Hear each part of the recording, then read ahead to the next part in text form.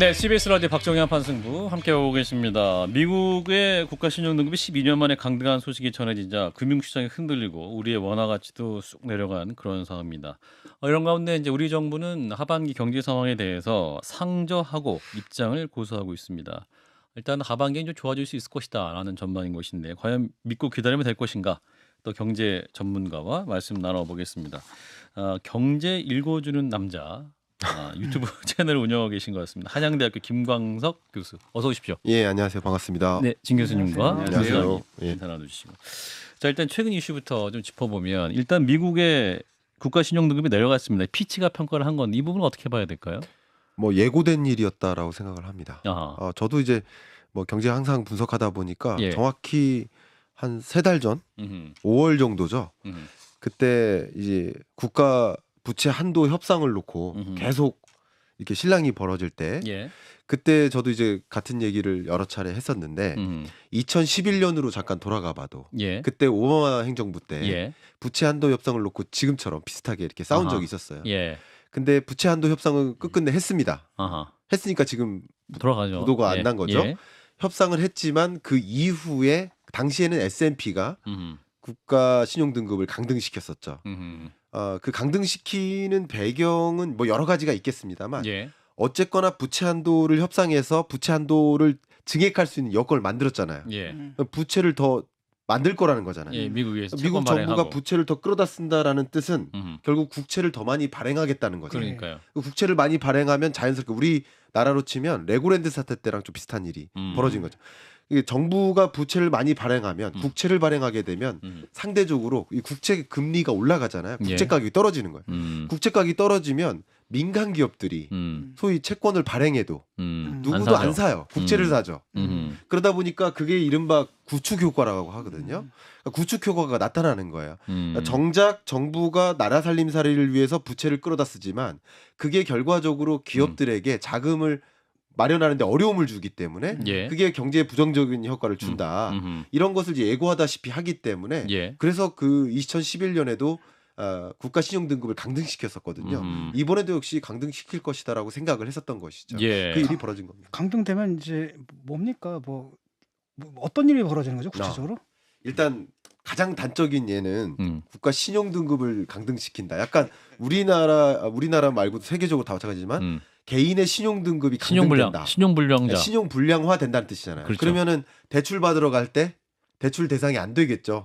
아니면 더 높은 금리로 대출을 받는다. 그러니까요. 마치 이런 것처럼 미국이라는 나라는 상대적으로 전보다는 예. 투자 적격한 나라가 아니야라는 뜻이거든요. 뭐 지금 아직도 높은 수준입니다만 예. 기존보다는 투자 적격하지 않다. 이런 얘기는 결과적으로 미국 주식에 미국 어떤 자산 시장에 영향을 줄 거라는 거죠. 그런데 그게 뭐, 우리나라에도 영향. 생각보다는 많이 안 떨어졌는데 이렇게 보니까 2% 정도? 네. 뭐 그 정도는 이렇게 보통 주식시장에서 있지 않나요? 그런 등록 네. 정도는? 예. 너무 좋은 말씀 주셨는데요. 첫 번째는 학습 효과입니다. 2011년에도 그런 일이 있었어요.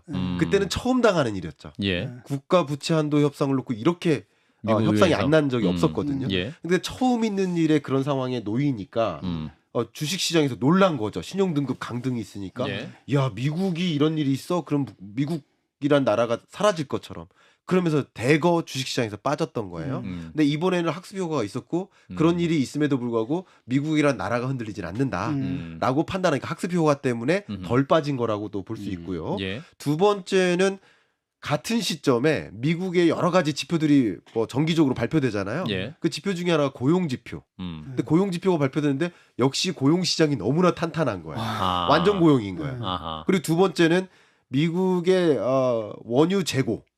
원유 재고가 급격히 떨어진 거. 한 달 동안 급격히 떨어졌다는 게 또 공식적으로 발표된 거예요. 그러니까 원유 재고가 떨어진다는 얘기는 공장이 뭘까요? 돌아가는 얘기야? 공장이 돌아가고 미국 경제가 굉장히 화랑이다. 아하. 그러니까 결과적으로 신용 등급을 강등시켰지만 미국 경제는 굉장히 화랑이니까 아무 문제 없다. 걱정하지 마라. 아하. 라는 종류의 여러 가지 시그널이 됐다. 예, 시그널들이 나온 거죠. 그래서 덜 빠진 거라고 볼 수 있을 것 같습니다. 근데 그 달러의 가치는 어떻게 되는 거예요? 신용등급이 하락하면 달러 가치도 같이 하락하는 건가요? 너무 좋은 표현이에요. 정말 환율이라는 건 환율. 너무나 복잡한 그 여러 변수들이 동시에 영향을 미치기 때문에 예. 정말 다차방정식입니다.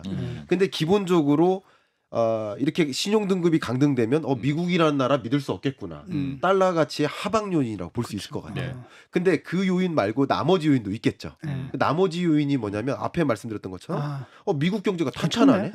탄탄하다는 신호는 그나마 그걸 가지고 우려할 필요가 없다라는 거고 또 중요한 것은 예. 지금 최근에 우리 강달러나 뭐 일본의 초엔저 시대 이게 만들어진 그 구성 요인이 바로 금리거든요. 근데 이렇게 미국 경제가 탄탄하다라는 신호들이 나타난 것은 추가적인 금리 인상을 할 수 있겠구나라는 신호거든요. 그러니까 추가적으로 강달러가 또 나오는 거예요. 우리가 지금 벌써 2%인가가 높지 않나요? 얼마가 높죠? 우리나라보다 2%포인트 그렇죠. 격차가 납니다. 네. 그러니까 우리나라의 이 기준금리 이 통화정책이 결정된 이후로 역사 이래 가장 높아요. 격차. 그러면 이제 우리도 사실은 언젠가 또 올려야 될 거 아닙니까? 이렇게 네. 올리라는 압박을 받을 거 아닙니까? 네.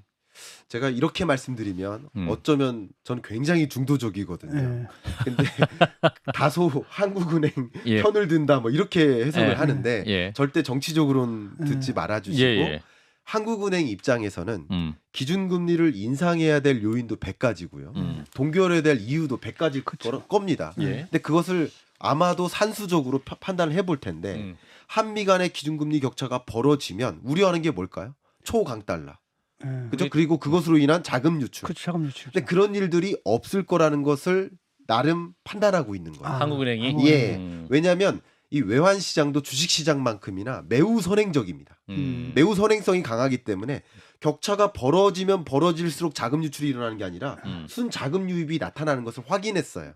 왜냐하면 금리 격차만이 자금 유출을 결정짓는 게 아니라 나머지 요소들도 같이 작용하니까 결과적으로는 자금 유출이라는 우려가 없다면 기준금리를 따라서 인상할 이유는 없는 거예요. 한 가지. 근데 대내적인 상황을 보겠어요. 근데 대내적인 국내 상황을 보면 도저히 이거 금리를 인상할 수가 없는 여건인 거예요. 우리나라는 예를 들면 이 물가 잡으려고 금리 인상하는 거였잖아. 인플레이션 잡기 위해서. 근데 이 물가 상승률이 최근 들어 2.7, 2.3%까지 2%라는 목표 물가에 부합하게까지 떨어졌어요. 네. 그럼 굳이 물가 잡기 위해서 금리 인상할 필요가 있습니까? 그러다가 가계부채가 있죠. 없는 거야. 가계부채 문제도 제가 좀 이따 다루겠습니다만 그다음에 한 가지가 경기예요. 경기. 경기가 너무 심각하게 어두우면 너무나 무섭도록 경기 침체가 심각하면 금리를 인상할 수 있을까요? 못해요. 근데 못해요. 우리나라는 미국 경제는 탄탄하다고 말씀드렸지만 우리나라 내부적인 경제는 1.4% 성장률이거든요. 1.4%면 우리 두 분 계시지만 우리 MC도 계시지만 여러분 인생 동안 네 번의 경제 위기가 있었어요. 우리나라가 IMF. 1980년 그리고 IMF 외환 위기, 글로벌 금융 위기, 2020년 팬데믹 경제 위기. 한 5번 겪었는데 석유 파동까지. 그래요. 그 네 번의 경제 성장률을 제외하면 1.4% 성장률이 가장 낮아요. 이거 팩트를 말씀드리는 거예요. 숫자적으로 숫자적으로 거의 제일 낮아요. 경제 위기 상황이라는 얘기죠. 경제 위기급은 아니지만 심각한 경기 침체다. 그러니까 이런 상황에 더 내려가면 될까 안 될까요? 정치적으로도 더 내려가면 안 되겠죠. 그러니까 그런 관점에서 추가적 금리를 인상할 수가 없는 여건이에요. 더군다나 또 한 가지 이제 세 가지 고려 요소가 있는데 물가 안정됐느냐, 경기 안정됐느냐, 세 번째가 금융 안정 여부를 보는 겁니다. 근데 우리나라의 금융 부실 상태 그쵸. 심각하다고 보잖아요. 부동산 PF라든가 얼마 전에 새마을금고 부실이라든가 여러 가지 문제점들이 존재하니까 추가적으로 금리 인상하기가 어려운 거예요. 어쨌든 대내적인 살림을 보면 인상하기가 어려운데 대외적인 상황을 보면 인상할 요인이에요. 그러나 그 요인이 실제 발생한 건 없어요. 그러니까 추가적으로 인상을 못하는 것이다. 이렇게 해석해 볼 수 있습니다. 교수님이 이제 전반적인 경제 전망을 하시면서 이제 세계 경제 흐름 자체가 지금은 이제 변곡점을 지났다라는 전망을 해주신 바가 있는 것 같고, 그렇습니다. 우리나라 경제 역시 2023년 하반기에는 또 변곡점을 지나서 상승 모드로 갈 것이다라고 전망하시고 계시죠? 네, 그렇습니다. 다만 이걸 오해하지 않아 주셨으면 좋겠습니다. 그러니까 상저하고라는 표현은 조금 적절치는 않아요. 정부의 상저하고 제 생각에는 감히 제 생각에 왜 그러냐? 23년 성장률이 매우 낮다고 했잖아요. 24년 성장률은 23년보다는 좋아요. 그렇죠. 근데 좋지만 그게 좋은 경제 호황 회복이라고 표현하기는 어려워요. 23년 성장률이 1.4%고요. 24년 성장률 전망치가 2.1%입니다. 그래도 23년보다는 나아지는 느낌이에요. 근데 23년 한 해를 놓고 반으로 쪼개보면 상반기와 하반기를 쪼개보면 상반기가 0.9%예요. 거의 글로벌 금융위기 당시에 우리나라 성장률입니다. 그리고 하반기는 1.8%예요. 성장률 전망치가. 예. 그러면 상반기보다 하반기가 나은 건 사실이에요. 나은 건 사실이니까 변곡점을 지나는 거 맞습니다. 다만 하반기가 드라마틱하게 좋아지거나 잠재 성장률 2%를 웃도는 게 아니니까. 그쵸. 역시 잠재 성장률 밑도니까 이게 고라는 표현을 쓰면 국민이 오히려 분노할 수 있어요. 저는 개인적으로 그렇게 생각해요. 상저하고는 무슨 고냐? 차라리 저 하중. 상저 하중이라든가 상저 하저인데 상반기보단 낫다는 표현을 쓴다든가. 그러니까 50점 맞다가 60점 맞은 게 성적 올랐다. 그러니까 저는 이제 상극저 하저라고 표현하는 게 적절하다는 의견이에요. 제 의견은. 그래서 상저하고라는 표현은 국민의 공감을 사긴 좀 어렵지 않을까 하는 게 제 판단입니다. 이제 물가 얘기를 좀 해보면, 네. 자 우리나라 이제 수입 물가 지수가 현재 마이너스를 기록하고 있기 때문에 네. 우리 이제 물가도 좀 좋아지지 않을까, 뭐 이런 네. 전망도 있는데 어떻습니까, 교수님? 네, 제가 좀 명확하게 이 말씀 드리고 싶습니다. 예. 물가 상승률은 잡히지만 아하. 물가는 안 잡힌다. 아 그래요. 이게 정확하게 여러분 체감하시는 경제가 될 겁니다. 물가는 그러니까 왜냐하면 계속 오른다는 얘기죠. 통화정책 관점에서는 한국은행의 금리를 인상할지 여부를 결정짓는 통화정책 관점 혹은 거시경제 판단 관점에서는 우리는 물가 상승률을 봐요. 물가 상승률이 목표 물가 2%를 상회하냐 아니냐 이걸 보는 거예요. 그러니까 중국이 디플레이션 우려된다 이 얘기는 0% 마이너스 물가 상승률을 기록하고 있기 때문에 그렇습니다. 근데 제가 여러분께 말씀드리고 싶은 건 뭐냐면 예를 들어서 이 물건이 1,000원짜리였어요. 2,000원으로 올라요. 1,000원 올랐죠. 2,000원에 또 3,000원 올라요. 또 1,000원 올랐습니다. 자 그러면 물건의 가격은 1,000원씩 계속 오르죠. 예. 근데 물가 상승률은 떨어지는. 100%에서 50으로 50 떨어지죠. 네.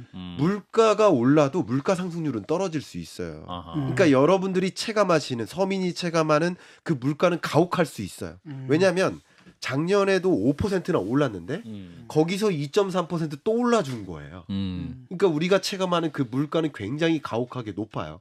그러나 물가 상승률은 떨어진다고 진단하는 게 맞습니다. 그래서 금리를 추가적으로 인상할 필요는 없는 거. 통화정책 관점에서는 그걸 구분하시면 좋아요. 여러분이 체감하시는 실물 경제는 아하. 가혹하죠. 네, 당연히. 예. 그러니까 지표와 우리가 느끼는 실명률이 완전히 다른 거네. 그러니까 물가 상승률과 물가 우리 예. 그거를 다르다고 인정하고 다름을 이해하는 게 경제 공부라고 생각하는 거예요. 아. 근데 저는 이제 간혹 이제 제 채널을 운영하다 보니까 예. 물가 상승률이 2.7에서 2.3% 떨어졌습니다라고 하면 안타깝게도 많은 대중들이 뭐라 하냐면 그거 통계 잘못된 거 아니냐. 통계 오류 아니냐. 조작 아니냐. 근데 그 조작이 아니라는 거죠. 물가 상승률과 물가를 구분해서 이해하시면 아 물가 상승이 떨어지지만 우리의 물가는 가혹할 수 있겠구나 이렇게 체감하실 수 있는 거죠. 아까 이제 진 교수님이 금리 얘기도 하셨는데 네. 이 금리와 관련해서 지금 가계부채 상황 어떻습니까? 가계부채 상황. 예. 가계부채는요. 정확하게 부동산 매매 거래 건수와 비례해서 움직입니다. 가계부채. 상관관계가 굉장히 높아요. 아. 주택 거래 왜냐하면 전체 가계부채 2,000조 규모에서 예. 부동산 성격의 가계부채 규모가 대략 한 75에서 80% 차지하거든요. 집 살려고 빚진다는 얘기죠. 그렇죠. 그러니까 22년 중반부터 23년 상반기까지는 가계부채 규모가 줄었습니다.